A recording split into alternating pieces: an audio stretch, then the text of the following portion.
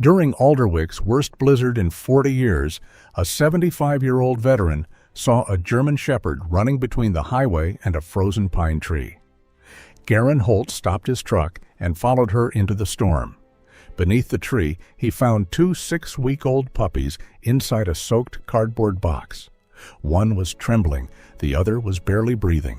The mother dog climbed into Garran's truck, trusting a stranger with her last hope, but saving them from the snow was only the beginning. Garran was poor, alone, and running out of time. Tell us where you're watching from. Then like and subscribe for more powerful stories. The storm reached Alderwick 6 hours ahead of the forecast. By 4 in the afternoon, Route 16 had lost its center line beneath wind-driven snow, and the pine forests on both sides of the highway had become dark walls rising out of a white, moving emptiness. The Weather Service had called it the strongest winter system to strike northern Maine in nearly 40 years. Garran Holt had heard that announcement twice on the radio and disliked it more each time. Weather people always sounded strangely pleased when the sky became dangerous. He leaned closer to the windshield of his dented pickup and kept both hands on the wheel. The wipers shoved snow aside for half a second before the glass turned white again. At 75, Garran was still built like a man who had once been difficult to move. He stood only 5'9", but his shoulders remained broad beneath an old olive military coat, and his hands were thick from decades of salt water, machinery, and cold metal. Deep lines crossed his forehead and gathered around his gray-green eyes. His skin had been darkened by sun and weather, and his white hair, cut short but never perfectly obedient, lifted in untidy ridges beneath his wool cap. A silver mustache covered the line of his upper lip. It made him look stern even when he was only tired. A faded U.S. veteran patch sat over the left breast of his coat. The American flag on the right sleeve had begun to fray at one corner.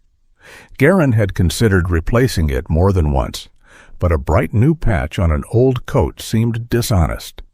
In the truck bed behind him lay a broken cast-iron heater, 3 rolls of copper wire, and a rusted water pump from the Beecham farm.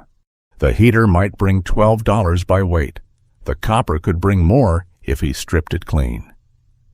The pump was the gamble. Garran believed its motor still had life in it, though the farmer had laughed when he said so. People often laughed at things they had already decided were useless. Garran had made a small profession out of disagreeing with them. The county warning crackled through the radio again. Route closures will begin at 1700 hours. All non-essential travel is strongly discouraged. He glanced at the dashboard clock. 4:21, 12 miles to home. The old truck's heater coughed warm air against his knees. His right knee answered with a deep pulse of pain from beneath his brown work pants. The joint had been repaired twice and forgiven nothing. Garran shifted his leg, felt the square-faced military watch under his glove, and continued north. He had survived rougher weather.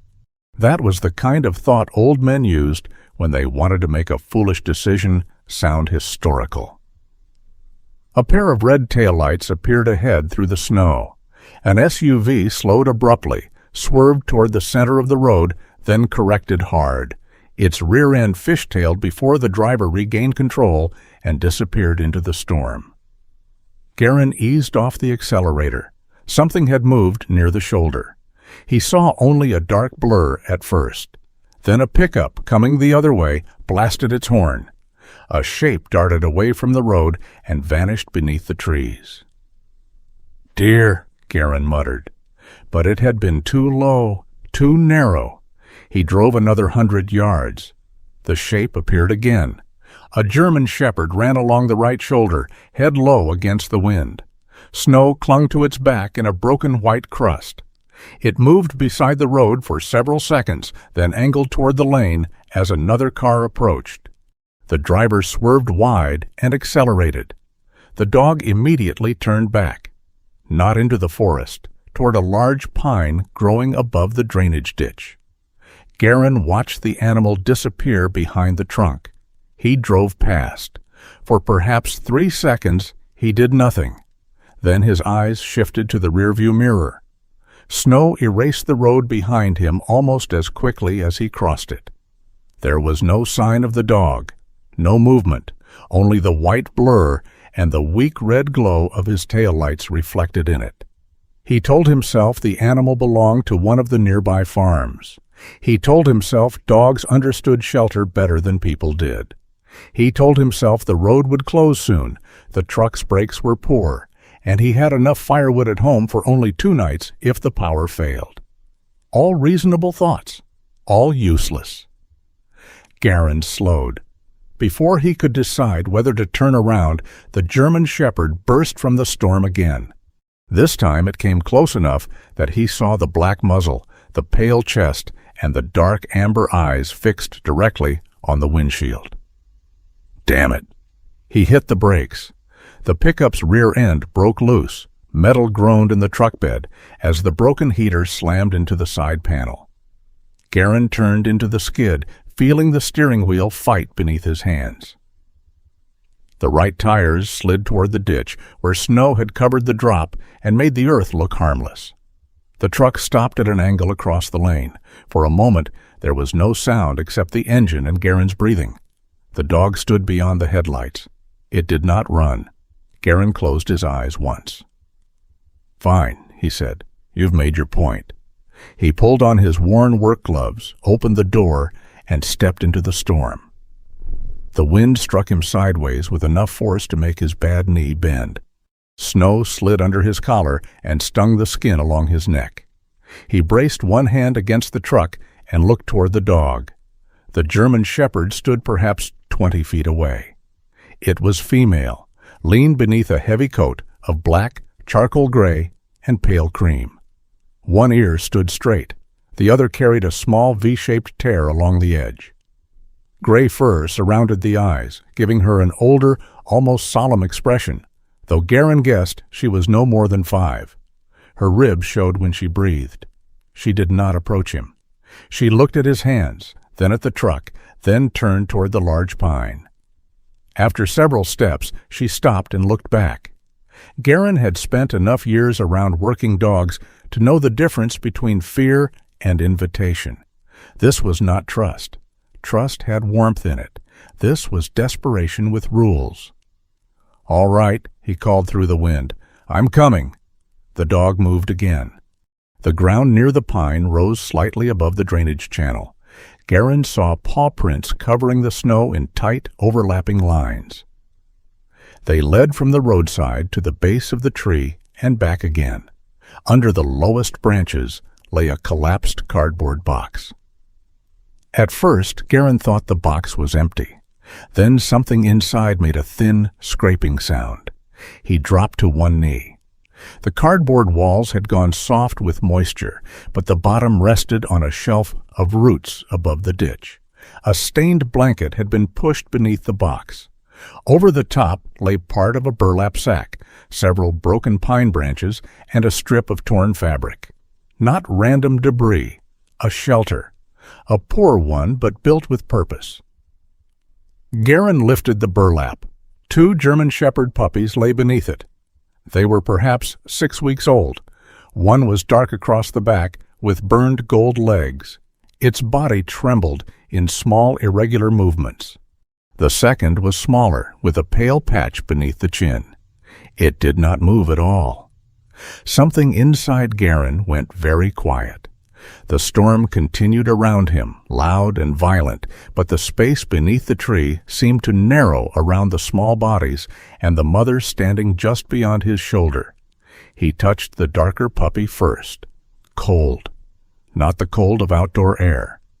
A deeper cold that felt settled into the skin. The puppy gave a faint twitch. Garran placed 2 fingers against the smaller one's chest. Nothing. He adjusted his hand. There. A beat so weak he almost mistook it for the shaking in his own fingers. The mother dog stepped closer.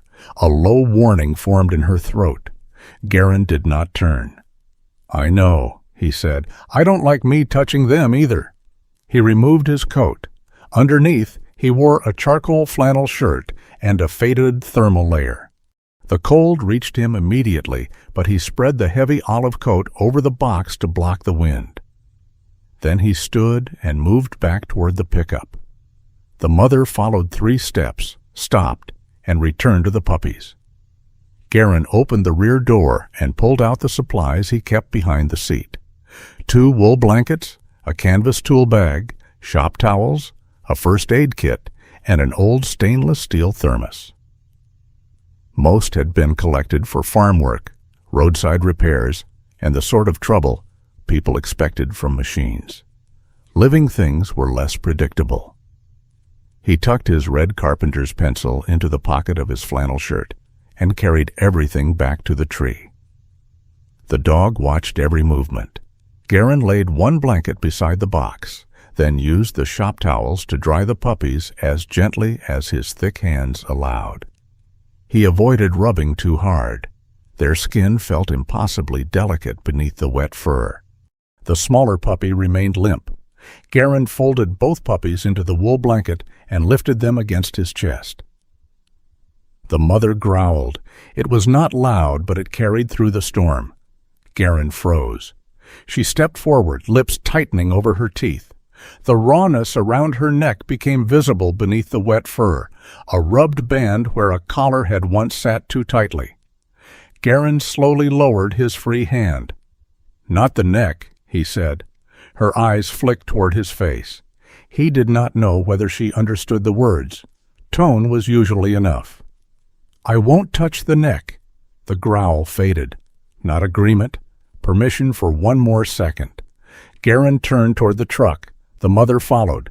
At the rear door, he placed the bundled puppies on the seat, keeping 1 hand beneath them so they would not roll. The mother stood outside, staring into the dark interior. Warm air drifted through the open door. Garran looked at her. "If you plan to bite me," he said, breathing hard, "wait until the heater gets going. I'd rather lose a finger warm." One of her ears shifted. For the first time, her expression changed, not softened exactly, but confused enough to interrupt the fear. Garran stepped aside. The dog remained in the snow. He could see the decision moving through her body. The truck smelled of oil, rust, wool, old coffee, and a strange man. The road behind her held the tree, the ruined box, and all the danger she understood. Inside the truck were her puppies. She climbed in. Garran closed the door gently. He took the driver's seat, removed 1 glove with his teeth, and called Dr. Elowen March. She answered on the 4th ring. "Holt, this had better involve a machine or blood, possibly both." "That is not encouraging. I found a shepherd and 2 pups off Route 16, 6 weeks maybe. Severe cold exposure. 1 responsive, 1 barely breathing." Elowen's voice changed at once. The dryness remained, but the sleepiness vanished. "Do not put them directly against the heater. Warm them gradually. Dry blankets, body heat, warm water bottles wrapped in cloth if you have them. Do not feed them yet." Garran shifted the phone between shoulder and ear as he pulled back onto the road. "I've got a thermos. Warm, not hot. And do not force liquid if they cannot swallow." The mother lay across the back seat, curled around the blanket. Her body trembled with exhaustion. She kept her head lifted, eyes fixed on Garran through the gap between the seats. "What about the mother?" "Keep her warm. Watch her breathing. Do not reach for her collar." "Already learned that." "I assumed you would." The line crackled. "Get them home," Elowen said. "Call me when you're inside." Garran ended the call. The road had nearly vanished. He drove slowly, following the vague shadows of snowbanks and fence posts. Behind him, 1 puppy made a small sound. The other stopped moving. Garran looked into the mirror. The mother nosed the blanket, then looked at him. There was no accusation in her eyes. That would have been easier. There was expectation. Garran pulled onto the shoulder beneath a stand of fir trees and reached back. He pressed 2 fingers against the smaller puppy's chest. For a moment, he felt nothing. Then came one faint beat. A pause. Another. Garran kept his hand there. He had felt pulses disappear beneath his fingers before. Men in dark water, a deckhand crushed under steel, a teammate whose blood had seemed impossibly warm against the winter sea. For years he had trained himself not to ask for outcomes. You did the work, you followed the procedure, you accepted what came. But with the mother dog watching and the small heart beating against his fingertips, Garran felt the old discipline fail him. "Not yet," he whispered. He did not know whether he meant the puppy, the storm, or death itself. He increased the heater by one notch, returned both hands to the wheel, and drove into the white darkness. For the first time in many years, Garran Holt allowed himself to pray that he had not arrived too late. By the time Garran reached home, the storm had swallowed the road behind him. His house stood alone beyond a line of spruce trees, a low wooden building that had once served as a weighing station for logging trucks. The original platform was gone, but the narrow office remained, enlarged over the years with mismatched boards, salvaged windows, and a roof Garran had repaired so many times that no two sections carried the same color of shingles. He pulled the pickup close to the porch. The headlights revealed snow already climbing the steps. For a moment, Garran remained behind the wheel. His hands rested on the steering wheel, stiff with cold. In the rear seat, the German shepherd lay curled around the bundled puppies. She watched him through the gap between the seats without blinking. The smaller puppy had begun moving again, though only in faint tremors. "That is the house," Garran said. "Try not to judge it before the stove is lit." The dog's torn left ear tilted slightly. Garran carried the puppies inside first. The room smelled of cold ashes, machine oil, cedar boards, and the faint dampness that entered every old house in winter. A narrow kitchen occupied one end. At the other stood a cast-iron stove, a worn chair, a workbench, and a table covered with unpaid bills, screws, wire clippings, and half of a carburetor. There was no proper animal bed. Garran emptied a shallow wooden crate that held plumbing fittings, lined it with towels, and placed it near the stove. Then he returned for the mother. She would not let him lift her. The dog stepped from the truck on her own, nearly collapsed, recovered, and followed him through the snow. At the doorway she stopped, nose testing the unfamiliar air. Behind Garran, the puppies made a thin sound. That decided her. She entered. The power flickered as Garran knelt before the stove. He fed in kindling, newspaper, and 2 split logs, then struck a match. The first flame went out. The second caught, crawled along the paper, and filled the room with smoke when the chimney refused to draw. Garran coughed, opened the stove vent, and struck the iron pipe with the wooden handle of a hammer. "Come on," he muttered. "You have had all day to be difficult." The draft finally pulled. Smoke rose into the flue. A small orange light began to pulse behind the stove door. It was not enough. He hung a wool blanket across the front entrance to block the draft and rolled another against the gap beneath the door. The electric lights dimmed twice, brightened, then dimmed again. Garran filled 2 glass bottles with warm water from the kettle. He wrapped each bottle in a dish towel, tested them against the inside of his wrist, and placed them along the sides of the crate. Dr. Elowyn March remained on the phone, her voice coming through the speaker on the table. "Not touching their skin directly," she reminded him. "They are wrapped. And do not put the crate too close to the stove. It is 3 feet away. 4 would be better." Garran moved it 6 inches. Elowyn heard the scrape. "You moved it 6 inches. You are not here. I know how you negotiate." The mother dog lowered herself beside the crate. Her legs trembled beneath her. Garran had placed a bowl of water nearby, but she ignored it, staring at the puppies instead. "Can she nurse?" he asked. "Possibly, but not yet if she is cold and dehydrated. Warm all three slowly. Let her drink if she will. Small amounts." Garran poured water into a shallow metal pan and pushed it toward her with the handle of a wooden spoon. She watched the pan. Then she watched him. Garran backed away and sat on the floor beside the table. Only when he looked toward the stove did she lower her head and drink. Not much. 4 or 5 quick laps. Then she returned to the crate and pressed her body along its edge. The darker puppy moved toward the warmth. The smaller one did not. Garran took a bottle of electrolyte solution from his emergency supplies. It had been purchased for himself after a summer collapse on a roofing job and had spent months unopened in a kitchen cabinet. Elowyn had him dilute a small amount with warm water. "Only touch it to the gums when the swallowing reflex returns," she said. "Do not pour. Do not use a syringe unless I tell you." "I understand."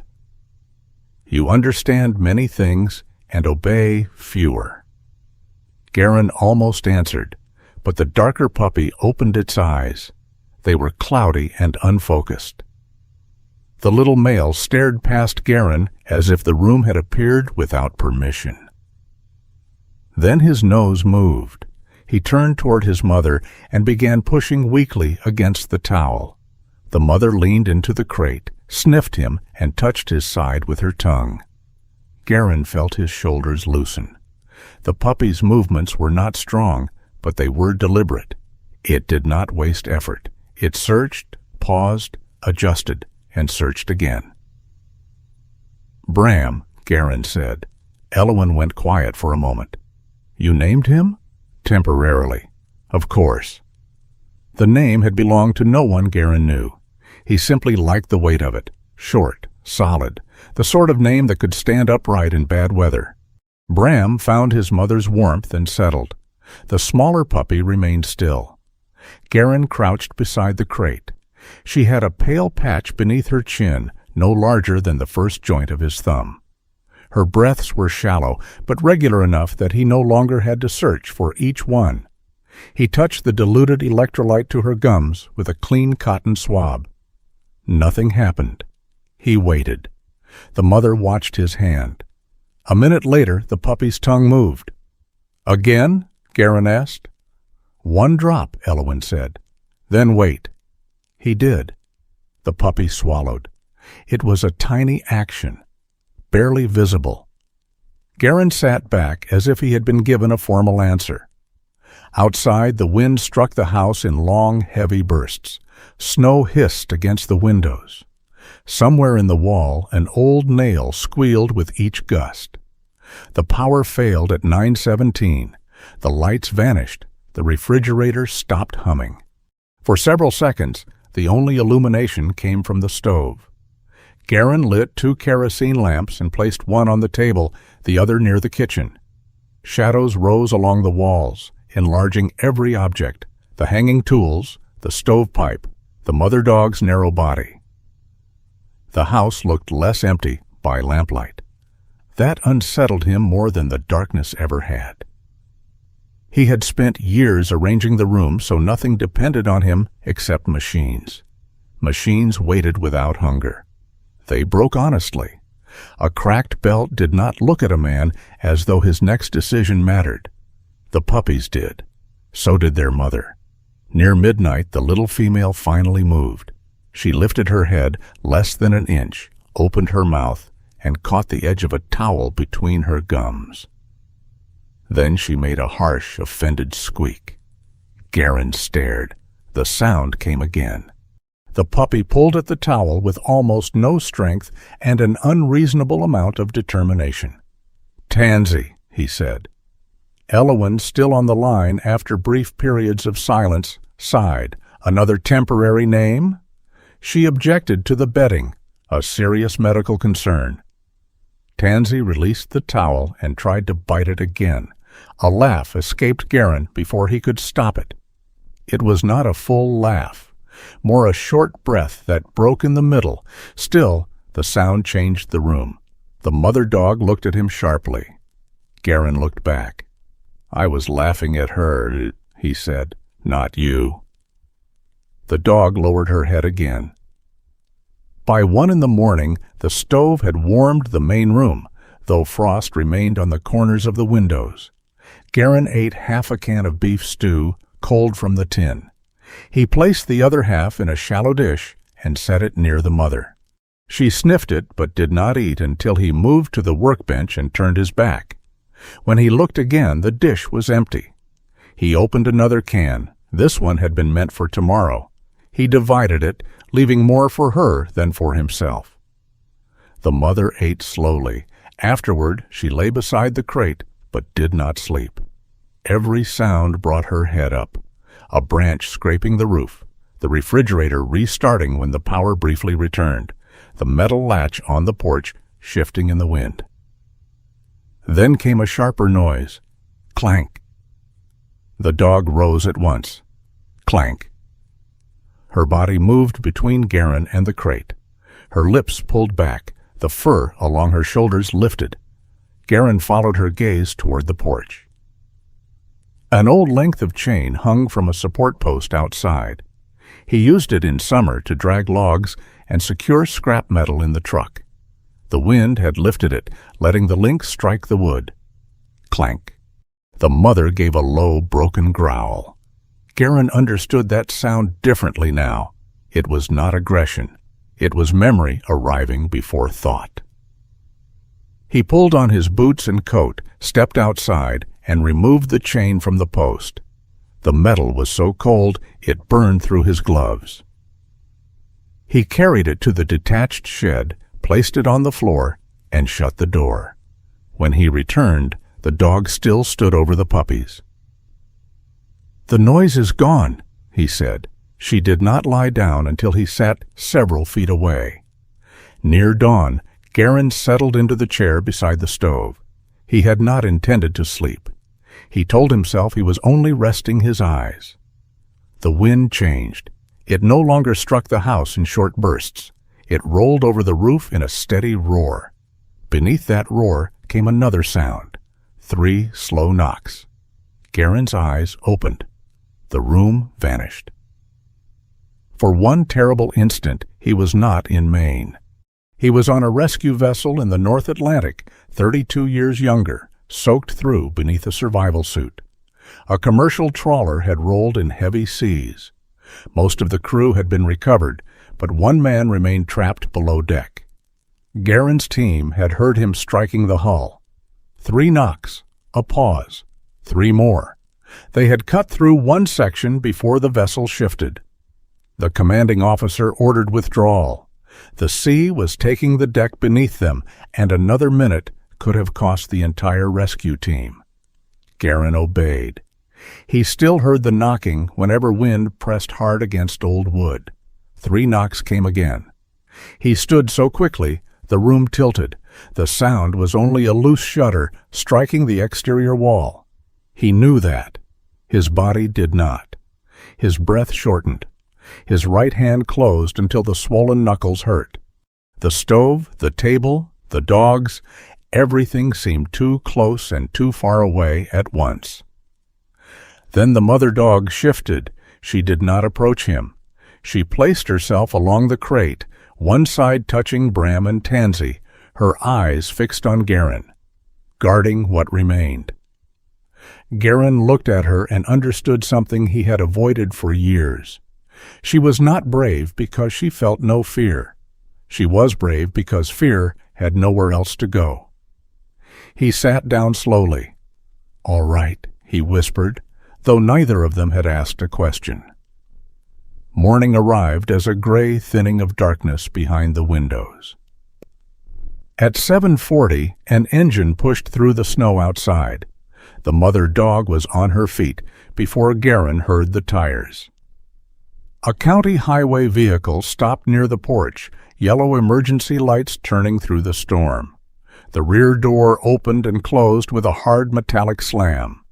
The dog lunged toward the crate, planting herself across its front. A growl filled the room. Garran stood between her and the door. "Easy." A knock sounded. "Garran?" a man called. "It's Mason." Garran opened the door only wide enough to look out. Mason Kells stood on the porch in a navy winter work coat with reflective silver bands across the chest and arms. At 47, he was broad through the shoulders and heavy-built, with a square face reddened by the cold and a short brown-gray beard. A black radio sat on his left shoulder, and he carried a portable battery heater under one arm and a grocery bag under the other. Snow covered his orange wool cap. "Elowin sent formula," Mason said, "and before you complain, the heater belongs to the county." The mother dog saw the reflective coat. Her growl sharpened. Mason stopped. Then the wind caught the vehicle's rear door and slammed it again. The dog recoiled as though struck. She spun toward the puppies, crouched over them, and bared her teeth. Mason's expression changed. He set the heater and bag down outside. "That sound," he said quietly, "and the coat." Garran nodded. "Someone may have hauled them in a road vehicle," Mason said. "Highway crew, delivery truck, animal transport, something with a metal cargo door." She was afraid of the chain, too. Mason did not enter until Garran moved the reflective coat out of sight beneath a canvas tarp. Even then, he remained near the door and avoided looking directly at the dog. He checked the stove, the windows, the woodpile, and the dim lights. Garran disliked the inspection before Mason said a word. "You have maybe a day and a half of dry wood," Mason said. "I have more in the shed. Half of it is green. It still burns. It smokes. Different achievement." Mason placed the formula on the table. He opened a second bag containing canned dog food, clean towels, and a small heating disk. "There is a temporary animal station at the maintenance depot," he said. "Generator power, proper cages. Elowin can examine them there once the road clears."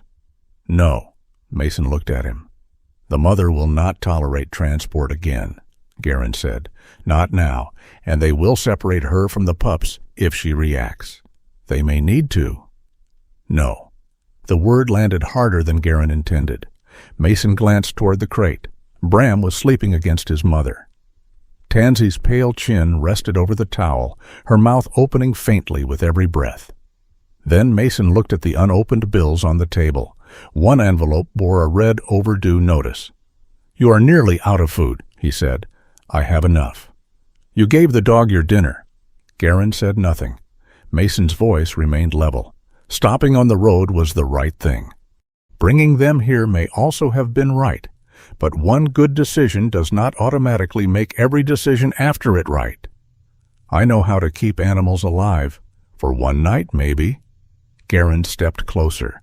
Mason did not move. "Do not confuse concern with authority," Garran said, "and do not confuse refusal with capability." The mother dog watched both men, her body tense. Mason lowered his voice. "Saving them from freezing does not mean you can carry them through the whole winter by yourself." The sentence struck more deeply than Garran expected, not because it was cruel, because it was accurate enough to resemble cruelty. They stood in silence while the stove ticked and settled. Finally, Mason proposed a compromise.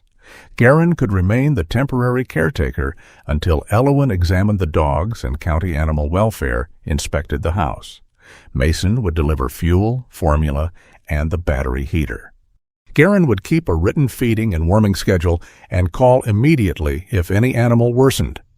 No promises about permanent ownership. No decisions made while the roads were closed. Garran agreed with the expression of a man signing a surrender document. Mason installed the heater near the crate, checked its distance twice, and left before noon. The mother dog listened until the county vehicle disappeared. Only then did she leave the crate. Garran sat at the table. The overdue electric bill lay beneath his hand. Beside it were the instructions Elowin had dictated, Mason's emergency number, and the receipt for the formula he had not paid for. The mother came near him. She did not touch his leg. She lowered her head beside his boot, close enough that he could feel her breath through the leather, but left a narrow space between them. Garran looked at that space. It was neither trust nor distance. It was an offer to remain.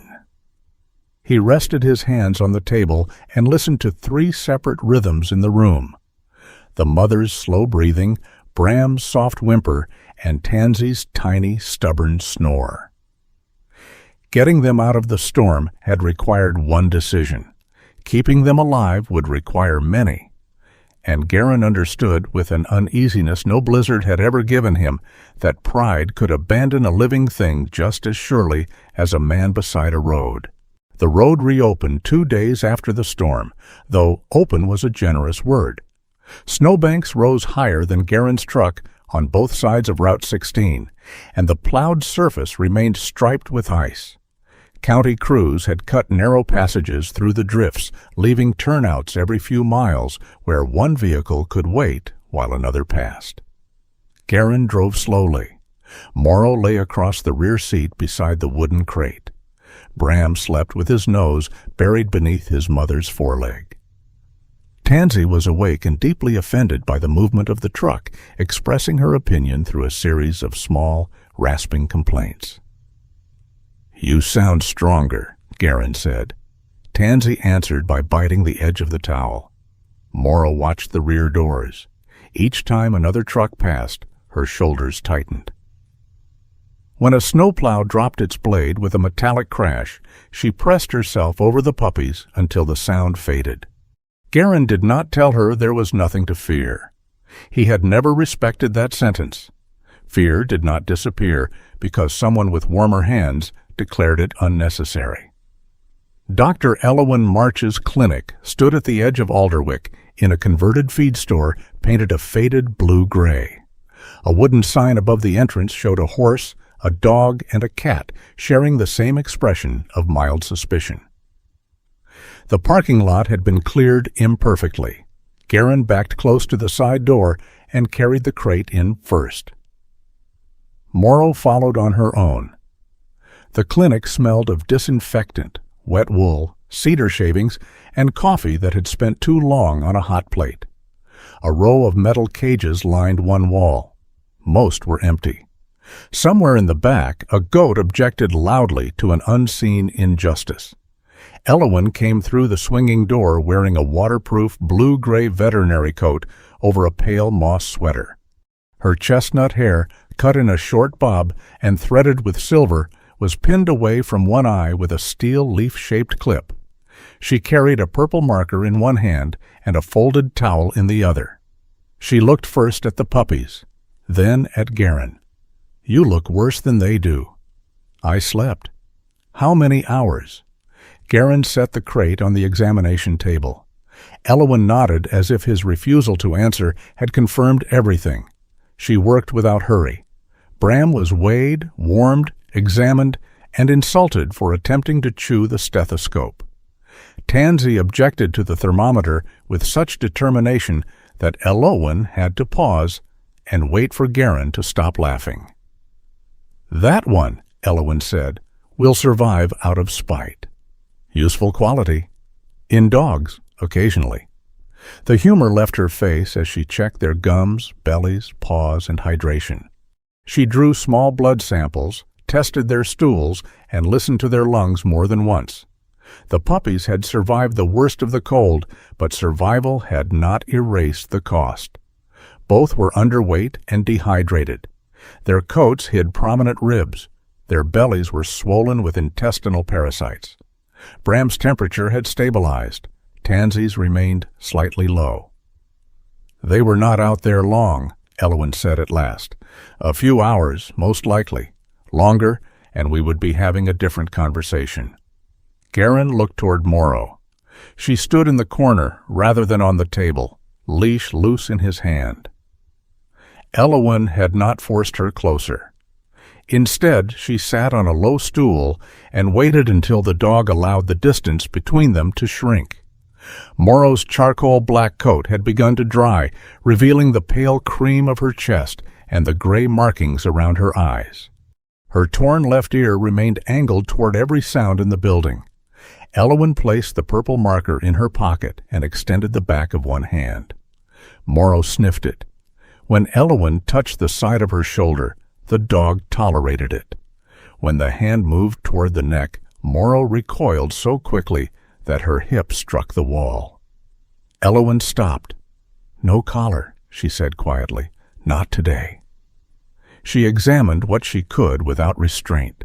Old abrasions ringed the neck beneath the fur. The skin had thickened in places, a sign that pressure and rubbing had continued over time. There were shallow cuts along the legs and dried mud packed between the pads. Her mammary glands showed she had been nursing in poor condition. "No fresh bite wounds," Elowen said. "No indication she has been fighting. Mostly neglect, confinement, exposure." A delivery truck stopped outside. The cargo door rolled upward with a hollow metal rattle. Morrow spun toward the entrance, placing herself between the sound and the puppies. Her teeth showed, but she did not move forward. Elowen observed without speaking. The truck door slammed. Morrow flinched and lowered her body. "That is not aggression looking for somewhere to go," Elowen said. "That is fear trying to decide whether escape is possible." Garran's grip tightened on the leash. "We can document the response," Elowen continued, "but we cannot use it to identify anyone. Dogs remember patterns. They do not sign affidavits." She guided Morrow into a quiet examination room with no metal cages and allowed her to lie beside the puppies. Then Elowen placed a printed estimate on the counter. Garran read it twice. The total included blood work, parasite treatment, fluids, antibiotics for Morrow, formula, follow-up examinations, vaccinations, and eventual spaying and neutering. The figure was larger than the amount in his checking account. Not slightly larger, insultingly larger. Garran reached beneath the cuff of his coat and unfastened the old square-faced watch from his left wrist. The glass bore 3 deep scratches. The blue-gray fabric strap had been repaired with black thread years ago. He set it on the counter. Elowen looked at the watch, then at him. "What is this?" "Payment toward the bill. I know what a watch is. It still runs. That was not my concern. It belonged to someone who paid too much for it. You may find a collector with equally poor judgment." Elowen did not touch it. Garran's fingers remained beside the watch. The object had belonged to Peter Vale, a communications specialist from his old team who had died years after leaving the service, not in combat, but alone in a rented apartment after a life spent pretending he needed no one. Garran had received the watch in a cardboard box with no letter, only his name written across the top. He had worn it every day since. Elowen pushed it back across the counter with one finger. "No, I am not asking for charity." "Good. I am not offering it." She opened a maintenance closet and pointed toward a rust-stained pipe running beneath the ceiling. "The secondary heating system has failed twice this month. The generator needs servicing. That section of copper pipe leaks whenever the temperature drops below 10 degrees. Garran looked from the pipe to her. "You want to trade repairs for treatment. I want to pay a qualified man for labor and use the credit against the account. You do not know if I am qualified. Mason told me you rebuilt a grain dryer with a tractor belt and language he would not repeat in church. It was a temporary repair. It lasted 4 years. Garran put the watch back on. The strap felt tighter than before. "All right," he said. Elowen picked up her marker again. "Now we are discussing economics instead of martyrdom, much healthier." While the puppies received fluids, Elowen passed a scanner over Morrow's shoulders. The machine beeped. A number appeared on its small screen. The microchip registry listed the dog under the name Morrow, owned by Edwin Lark of North Bell Road. The emergency phone number had been disconnected. Elwyn called the veterinary clinic listed in the registration. The first employee found nothing. The second remembered Edwin immediately. "He died 3 weeks ago," she said through the speaker. "Heart failure. Lived alone, except for the shepherd. She was pregnant when we last saw her." The clinic had no transfer record. By noon, the search widened. A county clerk confirmed Edwin's property had entered probate. The estate manager provided contact information for 3 adult relatives. One had signed a receipt for animal transport. Another had paid part of the invoice. The third claimed the dogs had been safely delivered to a rescue organization in New Hampshire. No rescue organization had received them.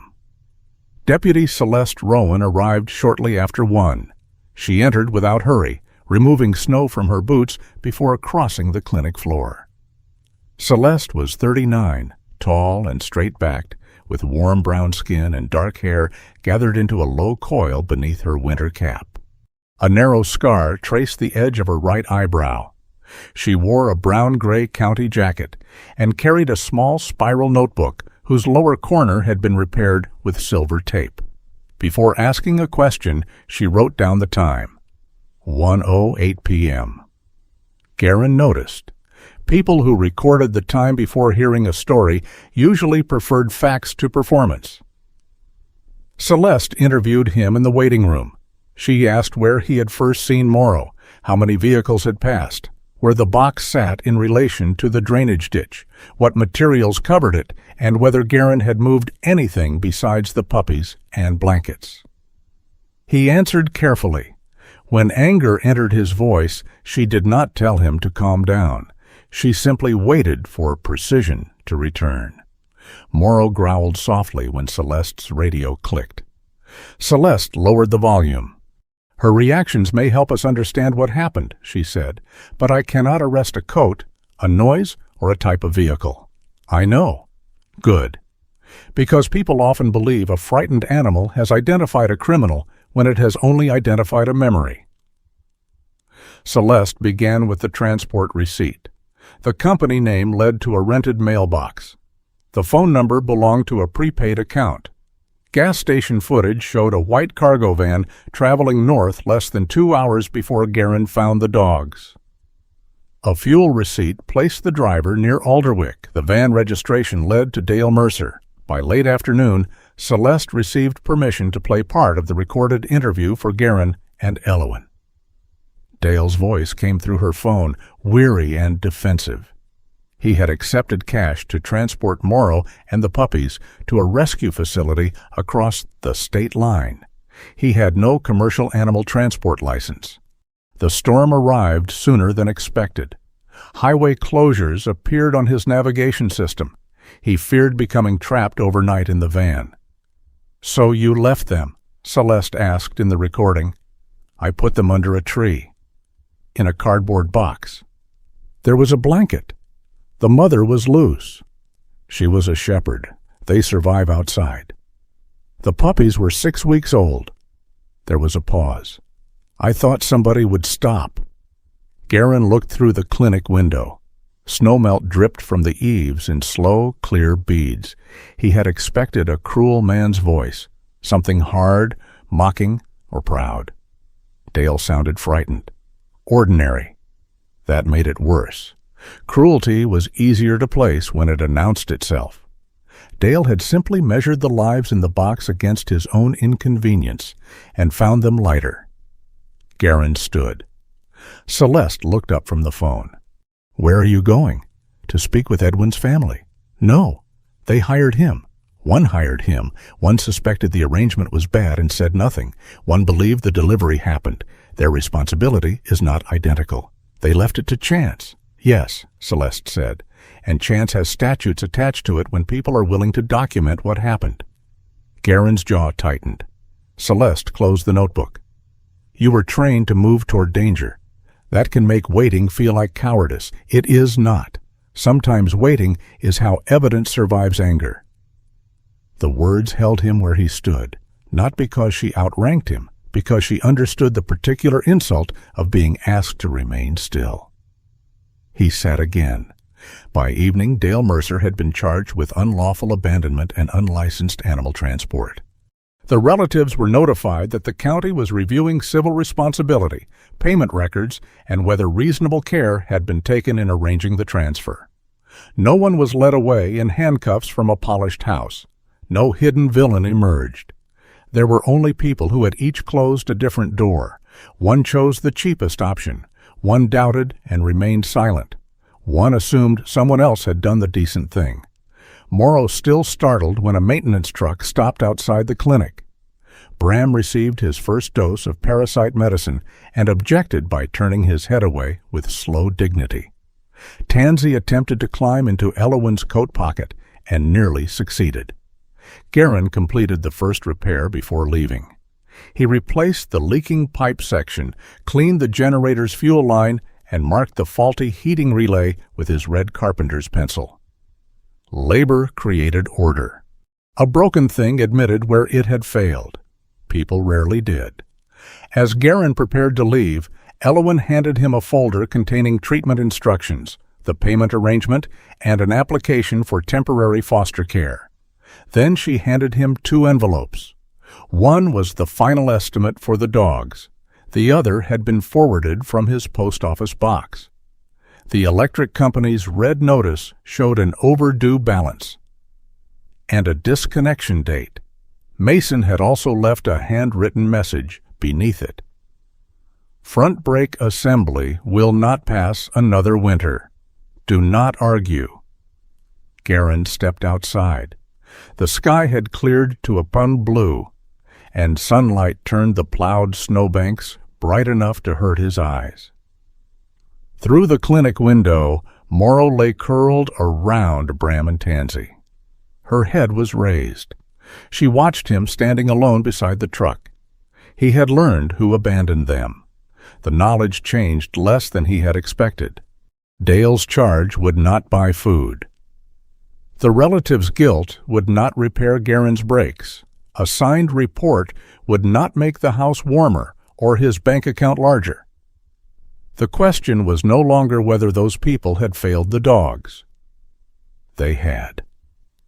The harder question waited inside the clinic, breathing in 3 uneven rhythms.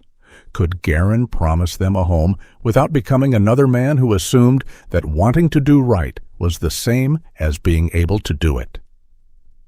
Morrow lowered her head over the puppies. Garran looked at the overdue notice in his hand. Then he folded it carefully and placed it in the pocket beside his carpenter's pencil. By the middle of March, the snow around Garran's house had begun to sink.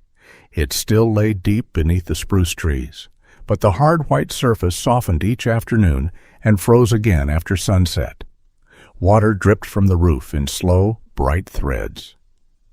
The road remained edged with dirty banks of plowed snow, yet the light had changed. Winter no longer looked permanent. The dogs changed with it. Bram gained weight first. His legs remained slightly too large for the rest of him, and one ear stood before the other, giving him the serious expression of a young officer who had misplaced part of his uniform. Tansy grew in every direction except dignity. She learned to climb out of the wooden crate before anyone considered her strong enough to try.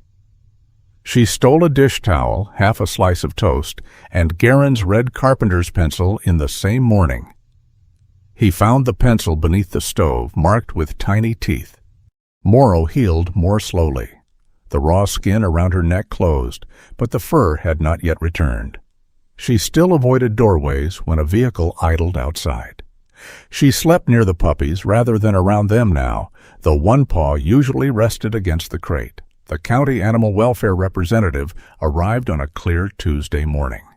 Her name was Marla Venn, a narrow-faced woman in her early 60s who wore rubber boots, carried a clipboard, and seemed unimpressed by both sentiment and military service.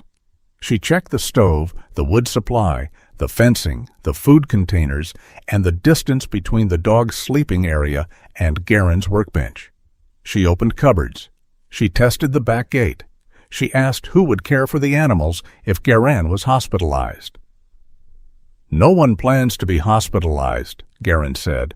Marla wrote something on the clipboard. That was not the question. Elwyn stood near the kitchen sink, hiding a smile behind her coffee cup. Mason had already repaired the worst section of fence along the side yard. He had replaced 3 rotten posts and stretched new wire where snow had crushed the old line. Garran had complained throughout the job, mostly because Mason refused payment. "You can pay me by not lifting the auger," Mason had said. "I can lift an auger." That is the exact problem. The inspection lasted nearly 2 hours. At the end, Marla approved Garran as a temporary foster caretaker for 30 more days, provided he maintained heat, submitted veterinary records, secured the yard, and created a written emergency plan. "No permanent decision yet," she said. "I did not ask for one." Elwyn looked at him over the rim of her cup. Marla did not. The application packet remained on Garran's table after they left. He read the sections more than once. Permanent placement, financial capability, long-term veterinary care, alternative caregiver. He had intended to keep Morrow. The puppies were another matter. A 75-year-old man with a damaged knee and a checking account that seemed offended by every purchase had no business raising 3 German shepherds. Bram and Tansy were young enough to find good homes. Families with fenced yards, regular salaries, and refrigerators containing more than mustard and half an onion would want them. That was the sensible conclusion. Garran distrusted sensible conclusions that made his chest hurt. The first prospective adopters arrived that Saturday. A retired couple from Bangor drove up in a clean silver car. They spoke gently, brought references, and had owned shepherds before. The man sat on the floor rather than reaching down from above. The woman let Bram approach her first. Nothing about them was wrong. Morrow stood between them and the puppies. She did not growl. She did not show her teeth. She simply positioned her body with such complete certainty that the room seemed to reorganize around her. Bram retreated behind her front legs. Tansy attempted to climb Garran's work pants. Her small claws caught in the fabric. Garran looked down as she hauled herself upward with the determination of a mountaineer and the balance of a wet sock. The woman smiled sadly. "They are not ready," she said. Garran almost told her that he was. He did not. 2 more families came over the following week. One talked too loudly and referred to Bram as the darker one without asking his name. Morrow's posture hardened before Garran's did. The other family seemed kind, but wanted only Tansy. When the woman lifted her, Bram began whining, low and continuous, while Morrow paced between the door and the crate. Tansy twisted until Garran took her back. After they left, Elwyn stood at the window and watched him settle the puppies beside their mother. "You cannot keep all 3 because parting feels cruel," she said. "I know. You also cannot separate them merely to prove you are practical. I know that too. Good. Then we have reached the rare and dangerous territory where knowing something does not solve it." Garran looked at her. Elwyn placed a folder on the table. It contained projected food costs, vaccination schedules, exercise requirements, insurance information, and a list of people willing to help in emergencies. The last page was blank. "Your part," she said. "What part?" "How you intend to pay for this, where they will stay when you work, who takes them if you fall ill, and how you plan to exercise 3 adult shepherds when your knee already negotiates with stairs." "I do not negotiate with stairs. You lose arguments to them daily." Garran opened the folder. He did not promise anything, but he did not close it either. 2 days later, he returned to work. The old truck started after 3 attempts and 1 threat involving a wrench. Morrow refused to remain at home once Garran picked up his keys. She stood beside the passenger door, silent and immovable. "You are not helping," he said. She looked at the truck. "You are also not trained." She sat. Garran stared at her for several seconds. Then he opened the door. Morrow rode in the cab, secured by a harness Mason had found through the county depot.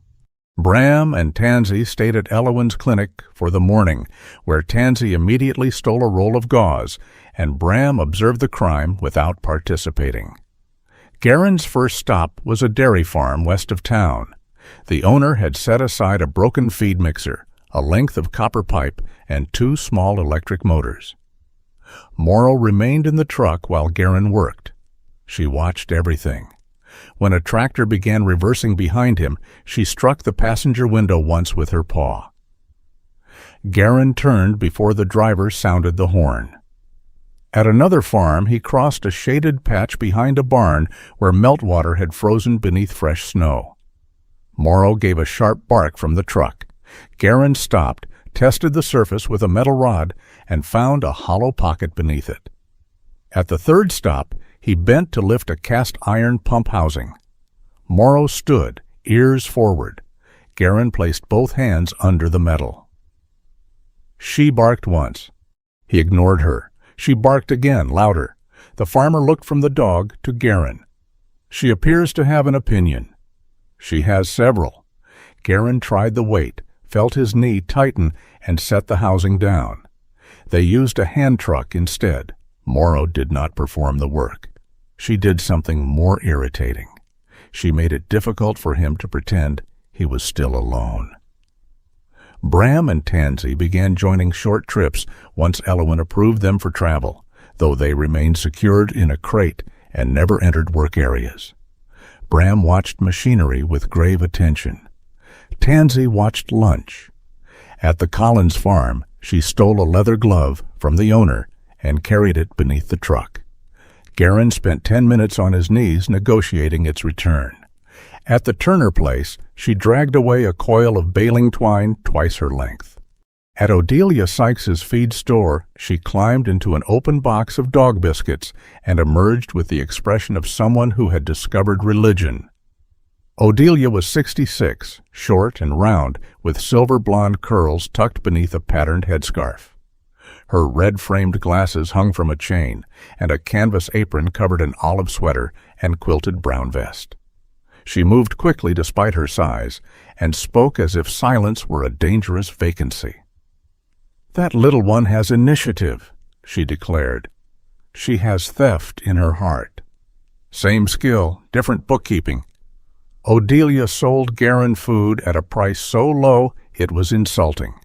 He examined the receipt. "This is below wholesale. Veterans Livestock Support Program." "There is no such program."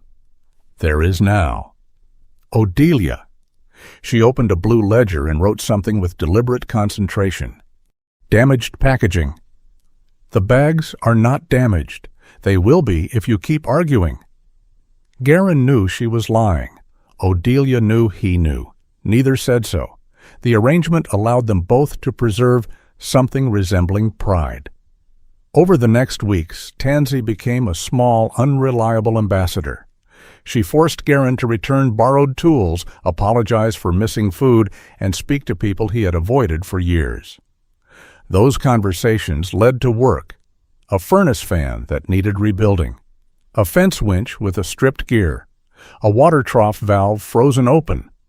People began setting aside machines for repair instead of selling them by weight. Odelia posted a handwritten notice near her register: Holt Repair and Salvage. If he says it cannot be fixed, it probably insulted him first. Mason helped Garran file for a mobile repair and salvage permit. The paperwork required proof of insurance, a business address, and an emergency contact. Garran left the final line blank. Mason tapped it with one finger. "It cannot stay empty. I have managed this long." "That is not an emergency contact. That is a confession." Garran wrote Mason's name without looking at him. The change in his income was small, but real. More importantly, The work became less dependent on how much weight he could lift. Then Garran learned about the medicine fund. He learned because Odelia left her blue ledger open on the counter.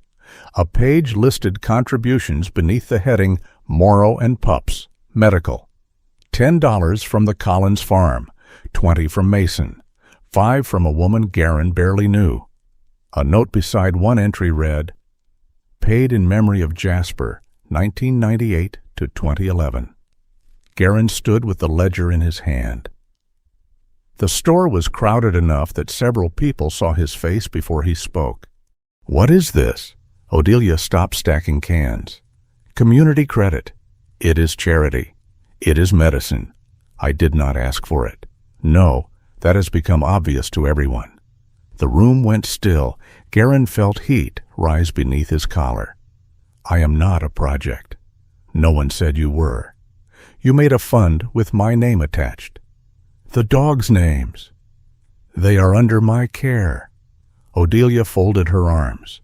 "And their health is apparently under the supervision of your pride." Garran closed the ledger harder than necessary and walked out. Morrow followed him to the door. Then she stopped. Garran crossed the road to his truck and opened the passenger side. Morrow.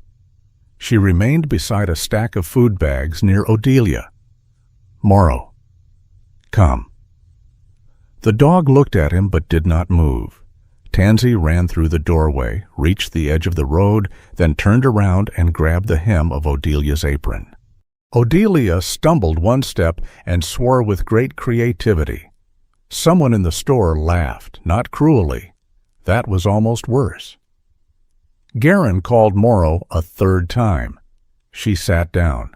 The message was clear enough to irritate him.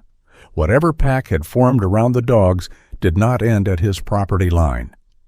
Garran crossed back into the store. "I will not take gifts," he said. Odelia adjusted her apron. "Then do not. I will repay every dollar." "With what?" "Labor." The room quieted again, this time differently. Garran looked at the names in the ledger. "I will repair fences, heaters, pumps, small engines. People who contributed receive work credit. You record the hours and deduct the cost." Odelia considered him. "Your labor is worth more than scrap metal. I am aware. Are you?" Garran ignored that. Mason, standing near the back shelf, nodded once. The fund became an exchange account. Not charity. Not exactly. Garran repaired 3 heaters, 2 gates, a grain auger, and a church basement boiler. The dog's medical balance decreased. His world widened by inches. He responded by working too hard. The collapse came on a bright morning behind an equipment shed. Garran had skipped breakfast. He had taken his blood pressure medicine with coffee and nothing else. A portable generator needed to be moved onto a pallet, and the farmer had gone to fetch a cart. Garran decided not to wait. He crouched, gripped the frame, and pulled. The machine shifted. So did the ground. Light narrowed around him. The shed wall tilted. A cold sweat broke across his back. He tried to stand. Morrow moved in front of him and planted both front paws against his chest. "Move." She did not. Garran pushed weakly at her shoulder. Morrow forced him backward until he sat hard against the wall. Then she barked. Once, twice, again, and again. The sound carried across the yard. Mason, working near the road with a county crew, heard her and came running. The hospital found no heart attack. Garran had suffered a sharp drop in blood pressure caused by dehydration, missed food, medication, and overexertion. His knee had also worsened from weeks of compensating for pain. The doctor gave him instructions he disliked because they were specific. Carry water. Eat before medication. Keep the phone charged. Wear medical identification. Tell someone where he was going. No lifting beyond the stated limit. Garran spent one night under observation and argued with every machine that beeped. Morrow stayed with Elowen. Bram slept beside her. Tansy stole a nurse's glove during a brief visit and was removed from the ward without remorse. 3 days later, Garran stood beside his truck before another repair job. The morning was clear. Morrow waited in the passenger seat. He took out his phone. Mason answered after 2 rings. "What broke?" "Nothing." A pause. "Then why are you calling?" "I am going to the Turner farm, then Odelia's. I should be home by 4. Silence came through the line. Not surprise, something gentler, which Garran preferred not to name. "I will call if I am delayed," he added. "All right," Mason said. 4 o'clock. Garran ended the call. Morrow watched him. He put the phone in his coat pocket beside the carpenter's pencil, climbed into the truck, and started the engine. For most of his life, leaving had required no explanation because no one had been permitted to wait. Now someone knew where he was going. Someone would notice if he did not return. The thought should have felt like a chain. Instead, as the truck moved down the thawing road, it felt almost like a road leading home. By the last week of February, winter had begun to lose its clean edges. Snow still covered the fields around Alderwick, but the roads had turned gray with salt, mud, and crushed ice. Water ran beneath the drifts during the warmer hours, then froze again after sunset, leaving thin sheets of glass where no one expected them. Sunmeadow Farm sat 3 miles east of town, beyond a rise lined with old maple trees. Garran had passed it dozens of times over the years. The place was known for dark wool, stubborn sheep, and an owner who had once chased a feed salesman off the property with a broom. He had never spoken to Inez Calder for longer than 5 minutes. She usually left the front gate open when expecting him. A metal coffee pot would sit on the porch rail, along with a handwritten list of whatever needed hauling, repairing, or insulting. That morning, the gate was locked. Garran stopped the truck on the shoulder. Morrow sat upright in the passenger seat. Bram and Tansy occupied a secured crate behind them, both nearly 4 months old now, and convinced that every destination existed for their entertainment. No smoke rose from the farmhouse chimney. The porch was empty. Garran checked the note Odelia had handed him the day before. Sunmeadow Farm, old fence section, check pump. 9 a.m., Inez knows. The dashboard clock read 9:11. She may have changed her mind, Garran said. Morrow looked through the windshield. Beyond the gate, the pasture sloped toward a long barn painted weathered red. A flock of sheep had gathered near the far fence instead of spreading across the field. They stood close together, heads turned in the same direction. Morrow's ears lifted. Garran noticed the sheep. Then he noticed the water. A narrow silver line crossed the lower pasture, shining where no stream should have been. He took out his phone and called the number on the note. A faint electronic ringing came from somewhere beyond the barn. Morrow gave one sharp bark. "Stay." Garran stepped out and walked to the gate. The chain was looped through twice, but not locked. He removed it, opened the gate, and returned to the truck. Morrow refused to remain inside. She moved to the passenger door before Garran reached it and pressed her shoulder against the glass. He looked toward the pasture, then at the puppies. Bram sat very still, watching his mother. Tansy had already begun chewing the corner of the crate mat. "You two stay here," Garran said. He left the engine running at a low idle, set the heater to a safe level, cracked one rear window slightly for ventilation, and checked the crate latch twice. Morrow jumped down. They crossed the yard together. The farmhouse windows were dark. A walking stick leaned against the porch rail. Garran knocked once, called Inez's name, and listened. Nothing. Morrow moved past him toward the side of the barn. A section of field fencing had collapsed under the weight of snow. Beyond it, the ground dropped toward a concrete water trough and an exposed pipe assembly surrounded by ice. Morrow stopped at the fence line. She barked again. Garran saw the boot first. It protruded from behind the trough at an angle no resting person would choose. He climbed through the broken section. Inez Calder lay on her side beside the concrete basin, one hand braced against the frozen ground. Her white hair had come loose from its low braid and spread across the shoulder of her dark green wool coat. A red brick-colored scarf was trapped beneath her, held in place by a silver brooch shaped like an apple branch. Her face was narrow and pale with cold. Deep lines framed her mouth, but her dark eyes remained clear. "You took your time," she said. Garran crouched several feet away. "Good morning to you, too. I have had better ones." Her right leg lay twisted beneath the hem of her charcoal work trousers. One boot had slipped sideways. A broken section of pipe continued pouring water across the ground, where it froze in overlapping layers. Her phone lay near the trough, just beyond reach. "How long?" Garran asked. "I stopped checking after I dropped the phone.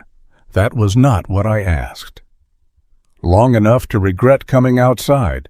Not long enough to admit it." Garran studied the surface between them. The ice was shallow but uneven, with moving water beneath parts of it. If he stepped directly onto it, he risked falling beside her or worsening her injury while trying to lift her. Morrow remained outside the frozen area, body tense. When two sheep edged toward the break in the fence, she moved sideways and blocked them without chasing. Garran took out his phone. He called emergency services first, then Mason. "Sunmeadow Farm," he said. "Inez Calder is down beside the north trough. Possible ankle fracture, cold exposure. Broken water line has iced the area." Mason's answer came quickly. "Do not lift her." "I had not planned to." That sentence has never comforted me. "Bring the county rescue sled." "We are on the way." Garran ended the call. Inez tried to shift. Pain crossed her face before she could hide it. "Do not move," he said. "I was adjusting."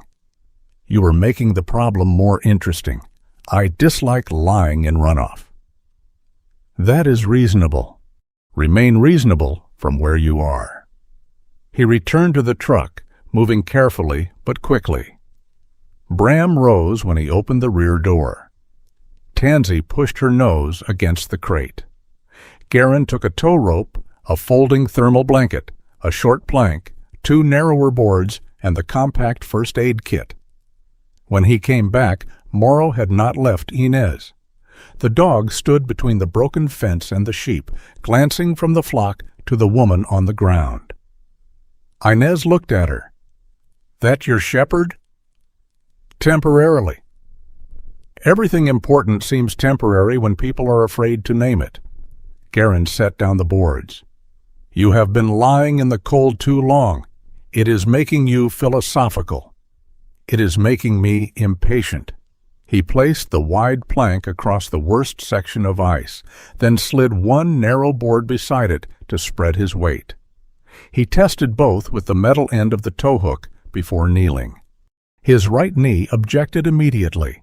He ignored the first warning and listened to the second. Slowly, he moved forward on hands and knees. Morrow barked once when his left hand shifted toward a dark patch where water moved beneath the ice. Garran changed direction. He reached Inez without breaking through. Her ankle was swelling inside the boot. Garran did not remove it. He checked her pulse, asked simple questions, and watched for confusion. She gave her full name, the date, the location, and a detailed opinion of the county's maintenance budget. "Alert enough," Garran said. "How flattering." He slid the thermal blanket around her shoulders and tucked the lower edge beneath her coat without moving the injured leg. "Can you feel your toes?" "Yes." "Any pain in the hip?" "No." "Head strike?" "My dignity struck first. That rarely causes swelling." Inez looked at his knee. "You are favoring the right side." "You are lying on ice." "That does not answer me." "No." "You did not bring your brace." Garran paused. "How do you know I wear one?" "Odelia talks. Odelia breathes through conversation. Still no brace. He took one of the narrow boards, wrapped it in a folded towel, and secured it loosely along the injured ankle to reduce movement. He did not attempt to straighten the leg. The cold had begun to reach through his work pants. His knee throbbed beneath him. Inez noticed. "You are too old to kneel on ice. You are older than the pipe you tried to repair alone. I am 2 years younger than you. Then you have had less time to learn better." She almost smiled. The sound of distant engines came from the road. While they waited, Garran kept her talking. He asked about the sheep. She told him the black-faced ewe near the barn was named Abigail and had bitten 3 veterinarians, 1 tax assessor, and a visiting pastor. Did the pastor deserve it? He wore white shoes into a lambing pen. Then the ewe showed judgment. Inez's teeth began to chatter despite the blanket. Garran removed his old olive coat and placed it over her upper body. The faded U.S. veteran patch lay across her shoulder. "You will freeze," she said. "I am wearing 3 shirts. One of them appears older than the barn. It has seniority." Morrow moved closer to the edge of the ice. She did not step onto it. Instead, she lowered her head and watched Inez, ears angled forward. Inez studied the dog's gray-marked face and torn ear. "She is afraid." "Yes. Still came out here. She did not come for you." "No," Inez said, "but she stayed." The words settled between them. Garran looked at Morrow. For months, people had spoken about what she might become: a working dog, a guard dog, a mother separated from her young, a financial burden, a creature suitable or unsuitable for someone's plans. At that moment, she did nothing measurable. She stood outside the danger, kept the sheep back, and refused to leave. It was enough. Mason arrived with 2 county responders and a low rescue sled designed for snow and ice. They secured Inez, protected the injured leg, and pulled her across the boards without forcing Garran to lift. Garran stood too quickly after they transferred her. His knee failed halfway. Mason caught his arm. "I am fine," Garran said. "You are listing like a damaged mailbox." "I said fine, not vertical." Mason looked toward the truck. "Did you eat?" Garran did not answer. From the rescue sled, Inez raised her voice. He did not bring his brace either. Mason closed his eyes briefly. "I like her. You have known her 12 seconds. Efficient woman." At the hospital, X-rays confirmed a severe ankle sprain with a small fracture, but no surgery required. Inez also had mild hypothermia and dehydration. Garran's knee had swollen enough that a nurse insisted on examining it. He had aggravated the old injury but caused no new structural damage. Inez occupied the bed across the curtained bay. When the nurse left, she looked toward him. "You saved my life. You were not dying yet. That is a very poor response to gratitude. You did not sound grateful." "I am working toward it."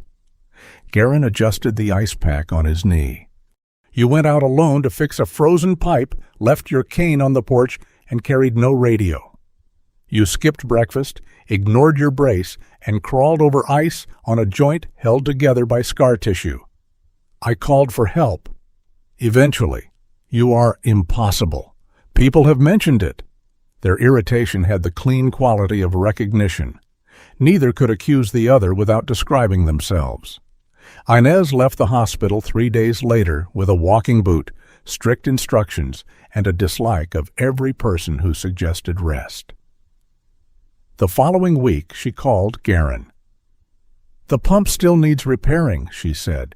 "You are not allowed near it. I did not ask permission. I asked whether you wanted the job." Sunmeadow Farm needed more than a pump. A section of barn siding had loosened. The backup generator stalled under load. 2 gates dragged in the thawing mud, and the water line had to be rerouted before the next hard freeze. Garran accepted the work. When he arrived, a man stood beside Inez on the porch holding a leather folder. Warren Pike was 62, lean and narrow-shouldered, with a high forehead, neatly combed silver dark hair, and the expression of someone who considered enthusiasm a bookkeeping error. He wore a charcoal wool coat over a forest green sweater and polished brown shoes entirely unsuited to the mud. He looked at Garran's truck, then at Garran's knee brace. "You are 75, Warren said, "so I have been told. You recently collapsed from low blood pressure. That has also become public property. And you aggravated your knee during the rescue." Garran looked at Inez. She lifted both hands. "Do not blame me. Elowen talks to Warren. Warren talks to ledgers. The ledgers tell everyone else." Warren opened the folder. "If Sunmeadow hires you, I need proof of insurance, a medical work limit, an hourly schedule, and a list of tasks you will not perform alone. I came to fix a pump. You came to a farm with liabilities." Garran disliked him instantly, which was often the first sign that someone might be useful. Warren inspected every repair Garran completed. He watched him rebuild the pump seal, test the generator, and brace the loose siding. He asked for receipts and wrote down labor time to the quarter hour. He was not softened by the rescue story. Garran respected that more than he wanted to admit. Morrow accompanied him but remained outside the sheep enclosure. She watched the flock with intense concentration, body stiff whenever the animals crowded the fence. Inez assumed that meant working instinct. Garran was less certain. Sylvie Boone arrived to evaluate her. Sylvie was 44, compact and light on her feet, with short black hair streaked with silver at the temples.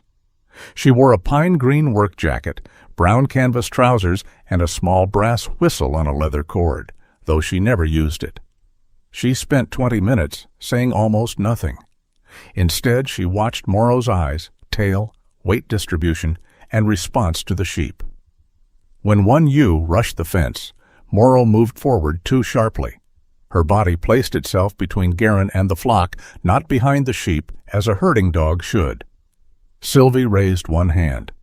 Morrow stopped. "She is not ready," Sylvie said. Inez leaned on her cane. "She used to belong to a sheep farmer. That tells us what someone expected from her, not what she can do now. Can she be retrained? Possibly.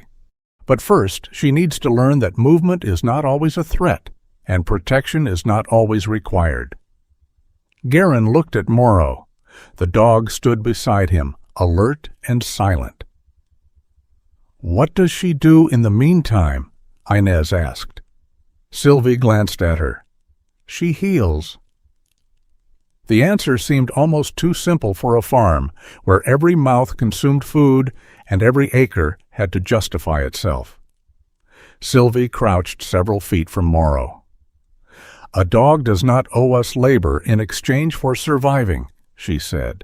"She can become useful later, or she may not. Recovery is not idleness." Morrow stepped backward until her shoulder touched Garran's leg. He placed one hand lightly along her back. The words had been meant for the dog. They entered him anyway. For years, Garran had measured his right to remain in the world by what he could carry, repair, salvage, or endure. Rest had felt like decay. Dependence had felt like failure. If his hands stopped working, he had never been certain what part of him would be left. Morrow leaned into his leg without looking up. Across the fence, the sheep returned to feeding. For once, Garran did not ask what the dog could become. He stood beside her in the thawing light and allowed what she was to be enough. By early April, Sunmeadow Farm had begun to emerge from beneath the snow. What winter had hidden, thaw revealed without mercy.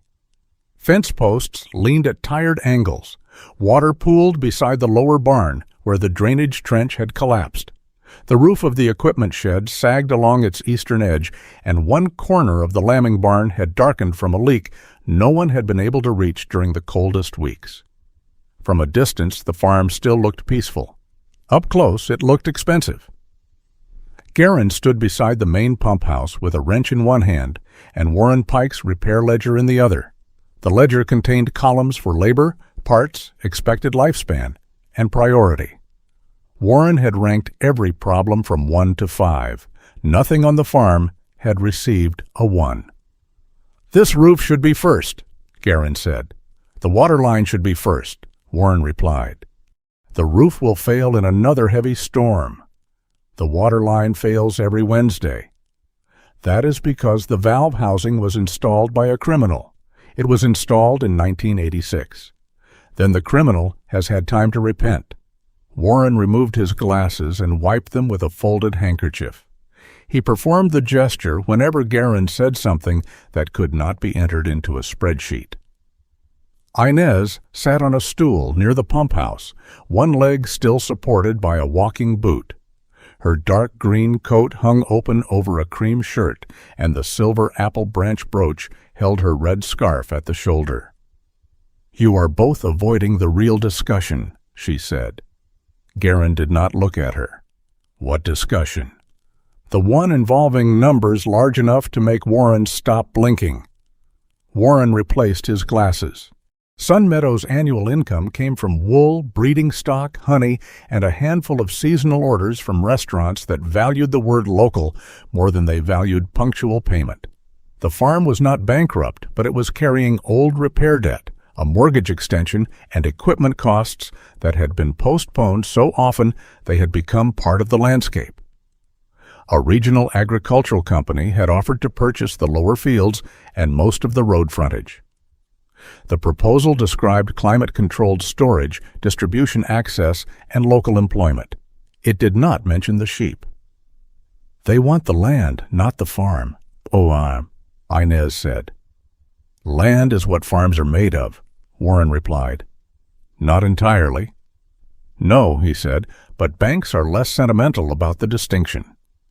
Garran turned a page in the ledger. He had no opinion he was willing to offer.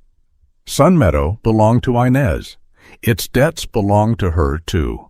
He had learned that advice came easily from people who would not lose the roof over their own memories.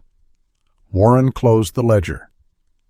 "We need someone on site," he said, "not a contractor who comes twice a week. Someone who understands the systems, can coordinate repairs, and can assist with the flock." Garran looked toward the pasture. Morrow stood outside the sheep enclosure, watching Bram work through basic commands with Sylvie. Tansy had discovered an empty feed tub and was sitting inside it like a minor official awaiting tribute. "That sounds like a hired manager," Garran said. "It is." Warren handed him a folder.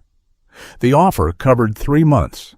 Garran would receive wages, workers' compensation coverage, limited use of the farm truck, and residence in the small caretaker's cottage near the orchard. The contract restricted lifting, roof work, unsupervised machinery repair, and any task that placed stress on his right knee. It also required daily schedule reporting. Garran read the first page, then the second. By the third, he understood what they were doing. "No." Inez's expression did not change. "You have not finished reading." "I have read enough." Warren folded his hands over the ledger. "The wage is based on comparable seasonal work. This is not seasonal work. This is repayment." Inez's cane struck the ground once. "For what?" "You know for what." "For finding me beside the trough?" "For saving your life." "I had not realized you were so modest." Garran looked at her. Inez pushed herself upright. Sunlight sharpened the lines around her mouth. She looked smaller than she had before the accident, but not weaker. There was a difference, and she guarded it fiercely. "Sunmeadow does not need a hero," she said. "Heroes are expensive. They arrive late, ignore instructions, and expect everyone to admire the damage." Warren looked down at the ledger, though the corner of his mouth moved. Inez continued. "This farm needs someone who can repair a pump without replacing the entire system. Someone who understands why sheep crowd a fence before the weather changes. Someone who knows the difference between scrap and a machine worth saving. That does not make the offer honest. No, she said. The balance sheet does. Warren opened the ledger and turned it toward Garran. The farm could not afford a decorative employee. Every dollar in the proposed wage had been drawn from reduced contract labor, projected repair savings, and the sale of unused equipment. If Garran failed to perform, Sunmeadow would lose money. Real money. Not gratitude shaped like wages. Warren tapped the final column. "I oppose this arrangement," he said. "Your age, health history, and tendency toward unauthorized decisions create risk. Good to know. I support it now because your repairs have reduced emergency costs by 19% in 6 weeks." Garran looked at the figure. Warren was not a man who rounded upward for kindness. "You may still fail," Warren added. "That is encouraging. It is honest." Garran read the contract again. 3 months. Not rescue. Not ownership. Work. He signed. The caretaker's cottage had 2 rooms, a narrow porch, and windows that faced the lower pasture. Garran moved in with 1 duffel bag, a toolbox, 3 blankets, and more resistance than furniture. Morrow explored the rooms in silence. Bram inspected every corner. Tansy found a loose sock beneath the bed despite the fact that Garran had not put one there. The first week went well enough to make everyone suspicious. Garran repaired 2 gates, rerouted the damaged water line, serviced the generator, and built a simple rack for drying wet wool blankets. He reported his schedule every morning and returned his tools before dark. By the 2nd week, he began improving the schedule without permission. By the 3rd, he stopped reporting certain smaller jobs. A hinge replacement became a fence repair. A fence repair became an inspection of the lower roof. Inez noticed. Warren documented. Odelia arrived twice a week with bread, soup, or food she claimed had been ordered by mistake. She remained until Garran ate. "I do not require supervision at lunch," he told her. "Then stop behaving like a neglected barn cat." Morrow adjusted to the farm more easily than Garran did. She walked the perimeter each morning but did not enter the sheep enclosure. When the flock moved suddenly, she still placed herself between Garran and the animals, though the response softened over time. Sylvie worked with Bram using a long line, hand signals, and short sessions away from the flock. He learned to stop, wait, circle, and return. His seriousness made every mistake look like a professional disagreement. Tansy failed every formal lesson. She sat in the feed trough. She stole Warren's right glove 3 times. She followed visitors to the farm shop and leaned against their legs until they purchased honey, wool, or something they had not intended to buy. People began stopping by simply to see her. An elderly couple bought 2 blankets after Tansy fell asleep on one of them. A mechanic hired Garran to rebuild a hydraulic pump. A teacher arranged for a small adult group from town to visit the lambing barn. No one called it a strategy. The farm simply sounded less empty. The change unsettled Garran. He had always understood usefulness when it involved weight, force, or repair. Tansy created value by being delighted to see people. He could not fit that into any system he trusted. One afternoon, Warren found the farm shop crowded. Tansy sat beneath the counter with his stolen glove in her mouth. "You are encouraging this," he told Garran. "I have never encouraged anything she has done." "She has increased direct sales by 12%. Garran looked at the dog. Tansy looked innocent in the manner of someone holding evidence. "Put her on payroll," Garran said. Warren considered it longer than the joke deserved. The roof of the equipment shed remained unrepaired. A contractor had been scheduled, then delayed by another job. Rain entered along one seam and collected in buckets beneath the rafters. Garran hated buckets under leaks. They represented temporary acceptance. One morning, Inez left for a medical appointment. Warren drove into town to meet with the bank. Sylvie worked in the far pasture with Bram. The farm became briefly quiet. Garran carried a ladder to the equipment shed. He told himself he would only inspect the flashing. He took a tool belt. He told himself the tools were for measurement. Morrow followed him to the ladder and stood across the first rung. "Move." She remained there. "I am not climbing onto the roof." Morrow looked at the tool belt. Garran disliked being judged by a dog using accurate evidence. He led her toward the cottage, gave her a command to stay, and returned by the side path. The roof was dry along the lower edge.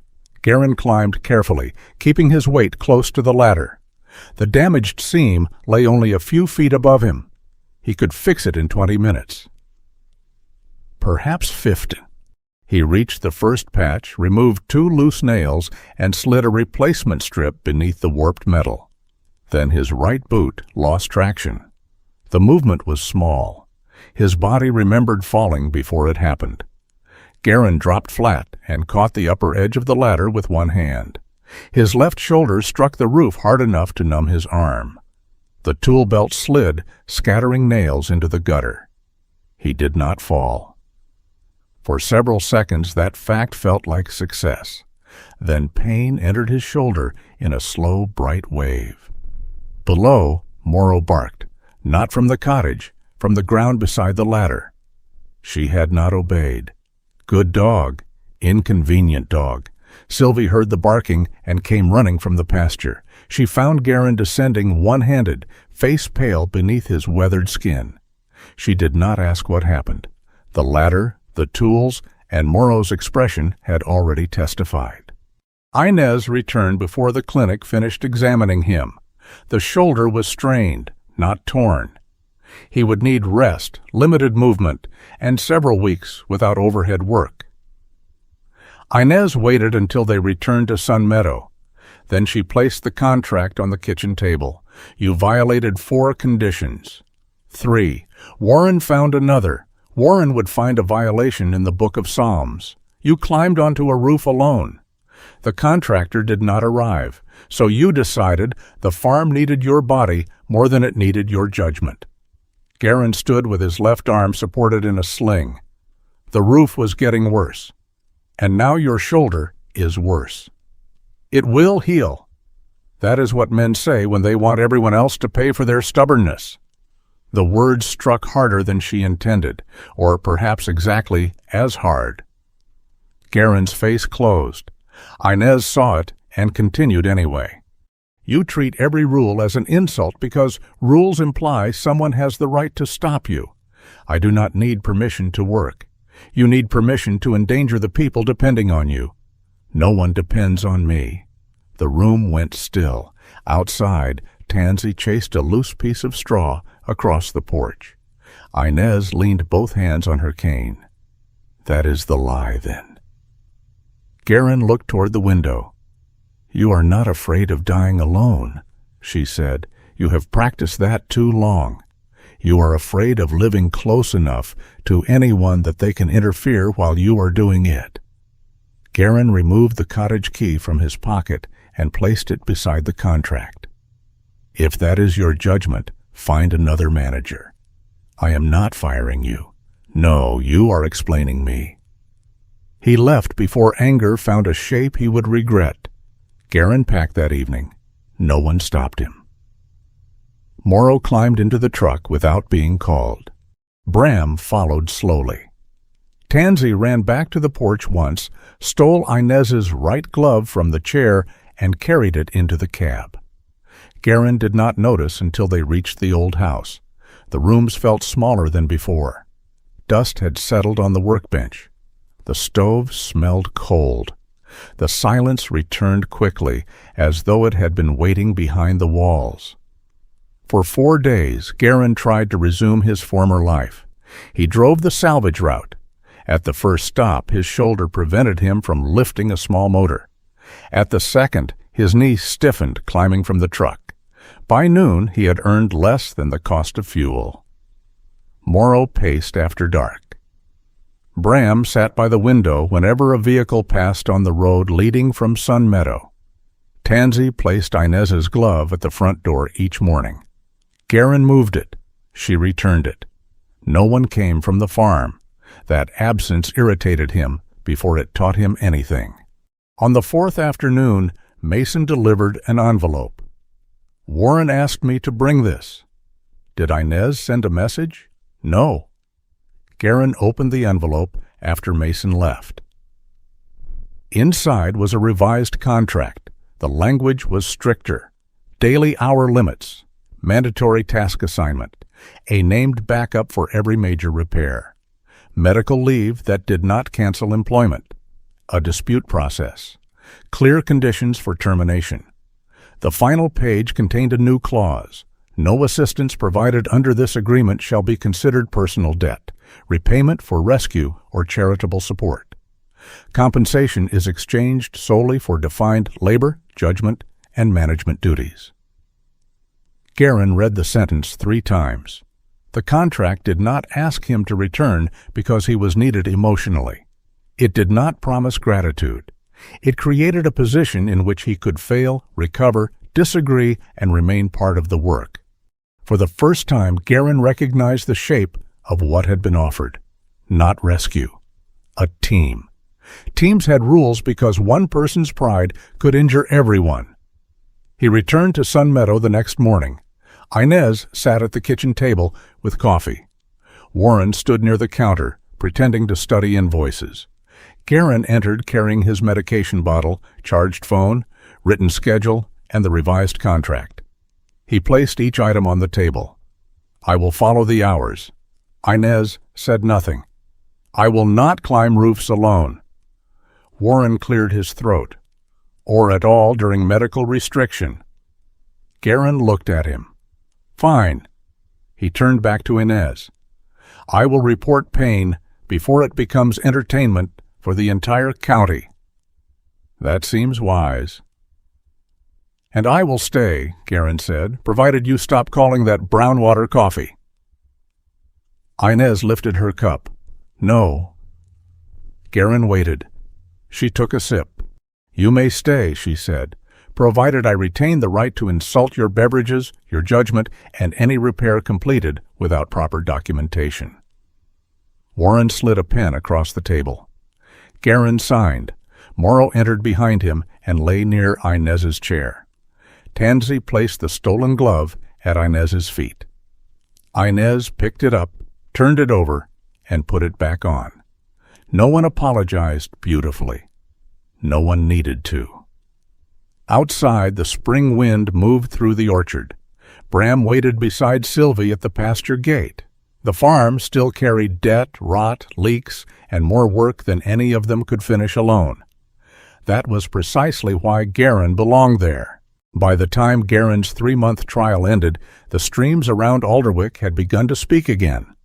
Water moved beneath the last shelves of ice. Mud returned to the farm lanes. The lower pasture turned dark and soft, and the sheep left deep prints wherever they crossed. Sunmeadow Farm did not look rescued. The eastern barn roof still needed replacement. 2 sections of fencing leaned beneath temporary braces. The old tractor started only when approached with patience, a charged battery, and language Inez considered unfit for livestock. The farm still owed money. That mattered. Garran had seen too many stories told by people who believed one act of kindness should cause every bill to disappear. Sunmeadow had not become prosperous because he arrived. It had become slightly less likely to fail. The pump ran without losing pressure. The generator started on the first attempt more often than the third. Lamb mortality was lower than the previous spring because repairs to the lambing barn had reduced drafts and standing water. Wool orders had increased modestly after visitors began returning to the farm shop. Tansy accepted full responsibility for this improvement despite having performed no measurable labor. She spent most mornings beneath the sales counter, emerging whenever the door opened. Customers who came for 1 jar of honey often left with blankets, wool socks, and apologies for surrendering their right glove. Bram had grown into his legs. He trained with Sylvie 3 mornings a week, learning patience before speed. He was not brilliant in the miraculous way people like to describe working dogs. He missed signals. He circled too wide. Once he abandoned a training session because a frog moved through the grass, but he returned when called. Sylvie valued that more. Morrow never entered formal herding training. She walked the perimeter with Garran, slept near the caretaker's cottage, and watched the flock from outside the fence. When strangers arrived, she placed herself where she could see both the visitor and Garran. She no longer reacted to every truck door, though a sharp metal slam still tightened the muscles along her back. Recovery had not erased memory. It had only given memory less authority. On the final Monday of Garran's trial period, Warren called a meeting in the farmhouse kitchen. The table held ledgers, repair schedules, tax documents, 3 cups of coffee, and 1 plate of biscuits that Tansy had already inspected from beneath a chair. Warren wore his usual forest green sweater under a charcoal coat, despite the day being warm enough for shirt sleeves. He had prepared a summary of Garran's work. "Emergency repair costs are down 23%, he said. Inez lifted one eyebrow. "You told me 19 last month." 4 additional points were gained when the west trough stopped freezing. "That was insulation," Garran said. "That was labor applied to insulation." "Your gift for draining satisfaction from a sentence is remarkable." Warren continued as though praise had been received. Equipment downtime had decreased. Feed waste had dropped. 2 seasonal repair contracts had generated additional income. Garran's mobile repair work brought customers to the farm, where Tansy separated them from their gloves and frequently their money. The profit remained narrow. There would be no large expansion, no new tractor, no miracle. Warren closed the ledger. "Nevertheless," he said, "the position has justified its cost." Garran looked toward the window.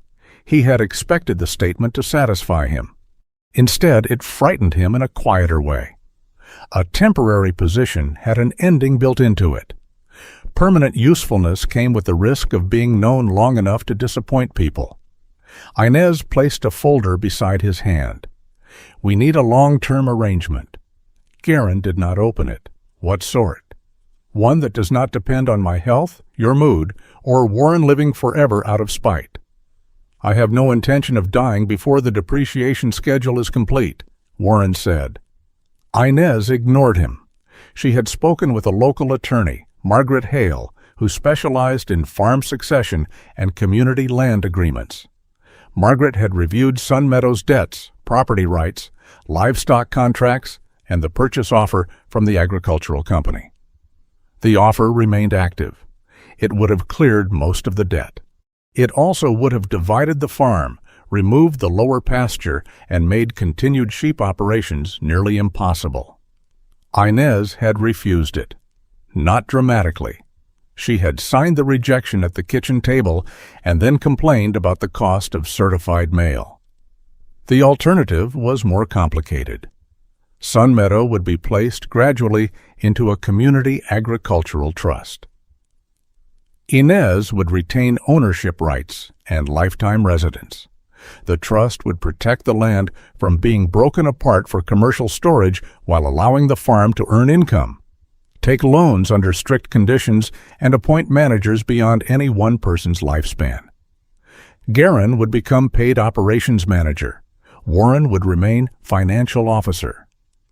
Elowen would supervise animal health standards. A small board would include Inez, Warren, a representative from the town's agricultural committee, and eventually another working farmer. "If you become ill," Warren said, "the farm continues." "If I become difficult?" Garran asked. Inez folded her arms. "The farm continues with considerable experience." Garran opened the folder. There was no deed bearing his name. No promise that the land would become his. No sentimental paragraph describing what he had earned by saving Inez. There were duties, wages, leave provisions, voting rights on operations, housing in the caretaker's cottage, review procedures, a succession plan. Garran turned each page slowly. "This does not belong to me," he said. "No," Inez replied. "That is the point." Something in him eased. Ownership had always sounded too close to loss. A man could own a house and lose it, own a watch and inherit the dead man attached to it, own a body and watch it refuse orders. Belonging was different. Belonging asked less possession and more participation. He signed. The trust took months to establish. Margaret Hale returned often, carrying folders thick enough to injure someone. Warren argued over clauses. Inez argued over everything.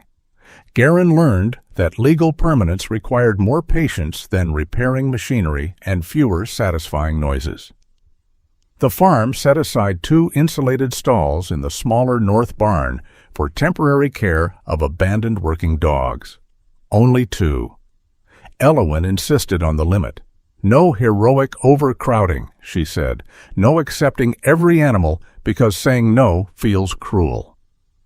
The program would take dogs only when funding, space, quarantine, and foster placement were available. Medical care would be paid through a combination of wool sales, honey, Garran's repair work, small community contributions, and winter animal safety workshops. Sunmeadow did not become a rescue center. It became a farm with room to help carefully. That distinction kept it alive. Garran's adoption review took nearly as long as the trust paperwork. Marla Venn returned with her clipboard. She inspected the caretaker's cottage, emergency contacts, fencing, veterinary budget, exercise plan, and succession arrangement for the dogs if Garran became unable to care for them. This time, the emergency section was not blank. Mason was listed first, Elowyn second. Sunmeadow Farm Trust was named as the permanent backup. Marla looked up from the page. "You understand that adopting 3 shepherds at your age requires a plan beyond affection." "Yes." "And beyond employment." "Yes." "And if your health changes, they stay here." Morrow stood beside Garran. Bram sat near Sylvie. Tansy was beneath Marla's chair, attempting to remove a pen cap. Marla signed the final approval. There was no celebration. Garran paid the adoption fees, received 3 folders of records, and drove home with the same dogs who had already been living beside him for months. The difference was paper. Yet that evening he sat on the cottage porch longer than usual. Morrow rested near his boot. Bram watched sheep move across the dusk. Tansy slept with Warren's glove beneath her chin. Garran understood that official promises were not less meaningful because they required signatures. Sometimes paperwork was simply love forced to explain how it intended to remain. Summer passed into autumn. The sheep were shorn. Honey jars filled the shop shelves. Garran repaired a hay elevator, rebuilt 2 pumps, and learned to stop work when the schedule said, "Stop." Not always. Enough. Inez began brushing Morrow on warm afternoons. The first time the brush passed near her neck, Morrow turned sharply. Inez froze, hand open, and waited. Morrow studied her, then she faced forward again. The brush continued along her shoulder. Neither woman nor dog mentioned the victory. By November, Alderwick's Winter Preparation Committee approved several emergency animal stops along remote roads. The idea had grown from a meeting at Sunmeadow, where Mason explained how often motorists found loose dogs, injured wildlife, or abandoned animals during storms, but lacked safe supplies. Each stop contained dry blankets sealed in plastic, reflective markers, a warming container, emergency food, and instructions to call county services rather than attempt unsafe handling. Sunmeadow agreed to maintain 1 station on Route 16, near a large pine tree. The first snow of the new winter arrived gently. No historic storm, No warning sirens. Just thin white flakes settling over the dark road and the shoulders of the forest. Garran drove out shortly after sunrise with Morrow beside him and Bram and Tansy secured in the rear. The truck was still old, but the brakes had been replaced. Warren had approved the expense after describing brake failure as financially inefficient, which Garran understood was his version of concern. They stopped near the tree. The cardboard box was gone, of course. The roots remained. Garran unloaded a fresh blanket, checked the battery in the warning light, replaced a cracked food container, and tested the reflective sign. It read, "Winter Road Animal Stop Call, Sunmeadow Farm." Morrow walked beneath the pine. She lowered her nose to the snow where no old scent could possibly remain. Bram ran once around the tree, returned, and sat near the truck. Tansy stole Garran's reflective glove. He saw her disappear behind a drift. "Tansy!" No response. He followed the small paw prints and found her burying the glove beneath fresh snow with great concentration.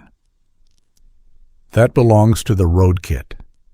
Tansy looked up, untroubled. Garran recovered the glove, shook off the snow, and returned it to the storage box. He did not make a speech. The road did not need one. He replaced the damp blanket with a dry one and closed the lid. On the way back, Morrow rested her head against the seat between them. Sunmeadow came into view beneath a pale winter sun. Inez sat on the porch with 2 cups of coffee. Warren stood near the equipment shed, arguing with Odelia about roof estimates. Odelia held her blue ledger like a legal weapon. Sylvie waited at the pasture gate with Bram's training line. Tansy ran toward her, then turned completely the wrong direction and continued with unwavering confidence. Garran parked beside the cottage. There were bills on his desk. A repair waiting in the barn. Medication in the kitchen cabinet. People who knew his schedule. 3 dogs whose care would continue even if his hands eventually could not. He had not become wealthy. No one had rewarded him with a farm. Sunmeadow was not a prize placed in his arms because he had once stopped beside a road. It was work. Debt. Rules. Warm rooms. Arguments over coffee. A place where someone noticed if a light did not come on in the morning. Garran had spent much of his later life collecting what other people threw away. Copper wire, broken pumps, rusted heaters, engines dismissed before anyone opened them. He had believed his talent was knowing what could still be repaired. Sunmeadow taught him something less comfortable. Some things did not need to be repaired into their former shape. They needed a new use, a different home, a wider circle of hands. Morrow settled beside his right knee. Garran rested his palm against the thick fur between her ears. Beyond the new fence, Bram followed Sylvie's signal with careful concentration. Tansy stole Warren's glove before he finished his argument and carried it across the yard like a captured flag. Inez laughed from the porch. The sound moved across the snow. For most of his life, Garran had treated every shelter as temporary. Ships, barracks, rented rooms, the old weighing station, places where a man stayed until duty, grief, or pride called him elsewhere. Sunmeadow asked him for something different. Not ownership, not rescue. Presence.